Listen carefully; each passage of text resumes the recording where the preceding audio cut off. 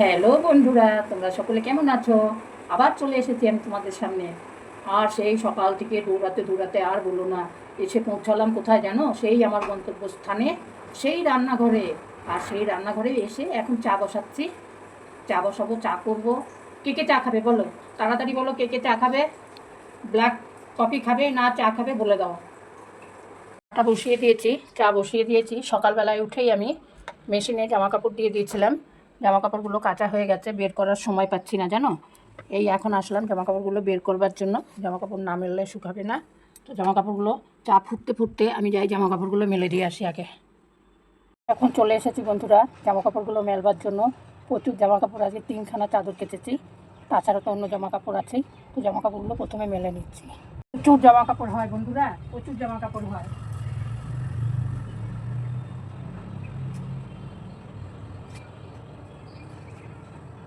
আর বাসি টাসি পরাও যায় না। আর এই কাপড়গুলো তো তোমাদের চেনা, যেহেতু আমি রোজ পরি, অর্ডিনারি কাপড় আমার।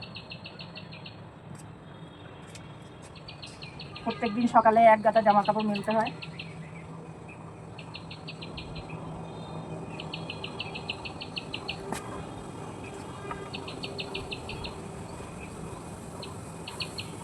চলো জামা কাপড়গুলো মেলে দিলাম, এবার দেখি চা হয়ে গেছে, চা খাবো। দেখো কত জামা কাপড় মেলেছি, 3খানা চাদর, কাপড়, সায়া, ব্লাউজ, প্রচুর। এবার যাই, চা হয়ে গেছে, চাটা খেয়ে নিই। চা হয়ে গেছে। এই বাবা, তোমরা এখনো ঘুম থেকে ওঠোনি? এই তো চা রেডি, চলে এসো।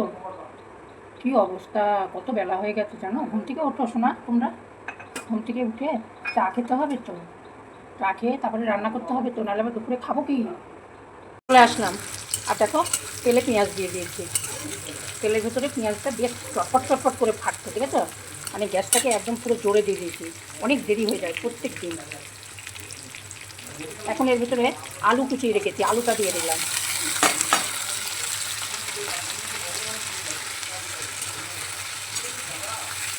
আলুটা ভাজা হতে হতে আমি লঙ্কাটা কুচিয়ে নিচ্ছি। লঙ্কাটা দেখো আমি কুচিয়ে নিয়েছি, আর লঙ্কা আমি কুচিয়েই দিই ভাজার ভেতরে, তাহলে মুখে পড়ে না। তো লঙ্কাটা দিয়ে দেওয়ার পরে লবণ আর হলুদটাও এর ভেতরে দিয়ে দেবো। লবণ হলুদ দিয়ে দিলাম, দিয়ে লবণ হলুদটাকে নেড়ে দেবো। এর ভেতরে একটা মজার জিনিস দেবো বন্ধুরা, মজার জিনিসটা, লবণটা মাখিয়ে নিই, নিয়ে তারপরে দিচ্ছি। দেখতে থাকো কী দিচ্ছি আমি এর ভেতরে। একদম ফেলে দেবে না, এটা ফেলে দেওয়ার জিনিস নয়, এটা রান্না করলে খুব ভালো লাগে। শুনতে পারো নি কী জিনিস, এটা বুঝতে পারো নি? আরে হ্যাঁ, লাউয়ের খোসা। লাউয়ের খোসা ফেলে দেবো কেন? এটা একটা ভালো লাগে খেতে ভাজলে। এতে ডিমও দেওয়া যেতে পারে, কিন্তু আমি পেঁয়াজ দিয়েছি, ডিমটা আর দেবো না। তো একবার সকালবেলায় ডিম সেদ্ধ হয় খায়, অত ডিম গরমে খাওয়া ভালো নয়। তো এটা দিয়ে ভাজা করবো। এখন এর ভেতরে তুমি একটু ভাজা জিরে ধনের গুঁড়ো দিয়েই দিতে পারো, তাহলে বেশ সুন্দর টেস্ট আসবে। তো আমি একটু ভাজা জিরে ধনের গুঁড়ো এর ভেতরে দিয়ে দিলাম, কিন্তু ভাজাটা খুব সুন্দর করে ভাজতে হবে, তবে তুমি এটা খেতে কিন্তু টেস্ট হবে। আর আমি একটু মিষ্টি দিয়ে দেবো, বেশি নয়, 1 চিমটি মিষ্টি দিলে বেশ একটু মিষ্টি মিষ্টি, একটু ঝাল ঝাল লাগবে, বেশ খেতে খুব সুন্দর লাগে। তো আমি এটা মাঝে মাঝেই করি। এই দেখো লাউয়ের খোসা বাটাটা, ভাজাটা কি সুন্দর হয়েছে। আমি বলতে গিয়েও ভুল বলি, তাহলে আমার কি পরিস্থিতি এবার বুঝতে পেরেছো তোমরা? যাই হোক, লাউর খোসা ভাজাটা খুব সুন্দর লাগছে দেখতে, কেন সম্পূর্ণ ভাজাটা একদম পারফেক্ট হয়েছে। এটা এখন নামিয়ে নেব। আজকে কিন্তু বন্ধুরা আমি লাউ চিংড়ি তৈরি করব। আর লাউ চিংড়ি তৈরি করার জন্য দেখো এখানে আমি কি দিয়েছি, জিরে ফোড়ন দিয়েছি। যদি চিংড়ি মাছ দিয়ে না করতাম তাহলে সর্ষে ফোড়ন দিতাম। তো জিরে, শুকনো লঙ্কা, তেজপাতা দিয়েছি। প্রথমেই আমি চিংড়ি মাছগুলো ভালো করে ভেজে নেব। মাছগুলো ভেজে নেওয়ার পরে এর ভেতরে আমি দিয়ে দিলাম লবণ, হলুদ আর আদা, জিরে, লঙ্কা বাটাটা দিয়ে এই মশলাটাকে দিয়ে প্রথমে মাছটাকে কষিয়ে নেব। এবার আর কি, মাছ তো কষানো হয়ে গেছে, তাহলে এবার লাউটাকে ঢেলে দাও। লাউটা ঢেলে দিলেই হাত না নড়ছে কীরকম, দেখেছো ভিডিও করতে গিয়ে? এবার আমি লাউ কুচানো ছিল, লাউটাকে ঢেলে দিলাম এর ভেতরে, ফ্রিজের ভেতরে রেখে দিয়েছিলাম কুচিয়ে। এবার ভালো করে নাড়াচাড়া করে ঢাকা দিয়ে দাও।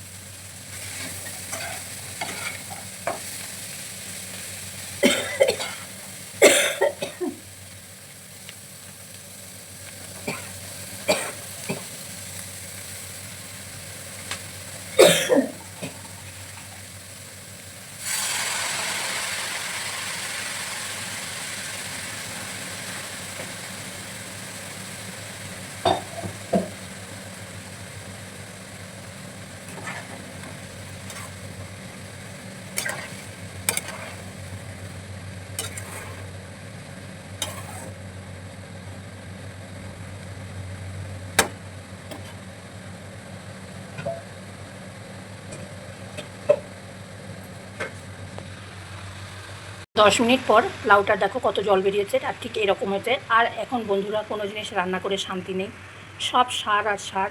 যাই হোক, জল বেরিয়েছে, জলটা শুকাবো। শুকানোর পর আমি এতে ধনেপাতা দিয়ে দেবো।